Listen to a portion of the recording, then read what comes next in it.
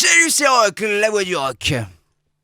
Ah ouais, merde, c'est vrai, c'est l'habitude, pardon. Alors, vous l'aurez remarqué, aujourd'hui, c'est Bibi qui s'y colle en solo. Alors, pas de panique, le Ben n'a pas encore splitté, mais mon folk préféré n'est pas repassé en zone occupée, en zone rouge, enfin à Paris, quoi.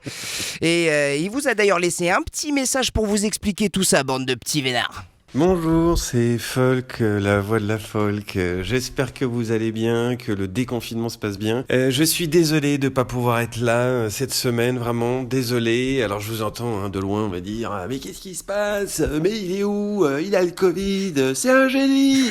Non, en fait pas du tout. Voilà. En fait, la semaine dernière, il m'est arrivé un truc incroyable. Bon allez, c'est bon, coupe-moi ça, on va pas épasser la chronique. Alors merci ma poule de ces explications, profite bien. Et à la semaine prochaine. Alors à nous deux maintenant, et je dis pas ça pour le nombre d'auditeurs, Sacha, calme-toi. Non, faudra pas se surévaluer, t'as raison. Aujourd'hui, on va faire un petit bilan du déconfinement, enfin du confinement plutôt, parce qu'on dirait pas, mais il s'en sera passé des trucs mine de rien. Déjà, on s'est beaucoup inquiété pour la situation de l'Italie, mais je rassure tout le monde, vu les tonnes de pâtes et de Kinder qu'on s'est tous envoyés, les bénéfices de Barilla et Ferrero devraient mettre le PIB du pays à l'équilibre normalement. On est rassuré. Par contre, on a tous du bide alors qu'on devrait bosser sur nos summer bodies. On a pris 2,5 kg en moyenne. D'ailleurs, je pense que c'est pour ça que l'accès aux plages est interdit. On vient déjà de moisir 2 mois dans nos grottes. Si c'est pour se taper la farandole des gros culs au Touquet...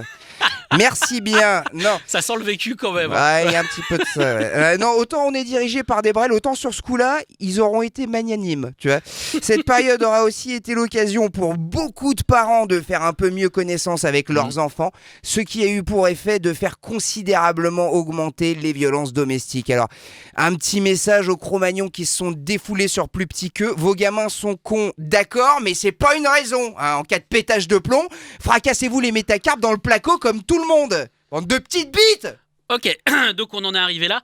Vu qu'il n'y a pas folk, moi je fais comment pour tempérer tu la boucles et tu me laisses gueuler. Voilà. Voilà, grosse ambiance, Patrick Sébastien, on y est. Bon, voilà, où j'en étais. Alors, un truc très important aussi, c'est le port du masque, les gars. Le port du masque qui a révélé à une très grande partie de la population qu'elle puait de la gueule. Ah non mais c'est vrai, c'est toujours délicat d'aborder le sujet. Et ben là, en marchant dans la rue, tu vois les yeux haineux des gens qui puent de la gueule derrière leur masque et ça te remonte un peu le moral, tu vois.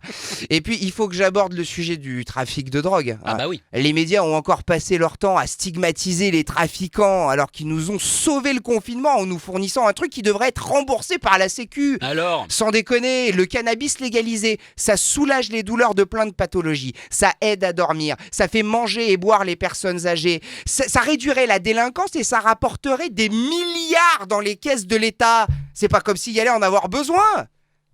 Enfin, c'est ce qu'on m'a dit, moi j'en sais rien, je fume pas.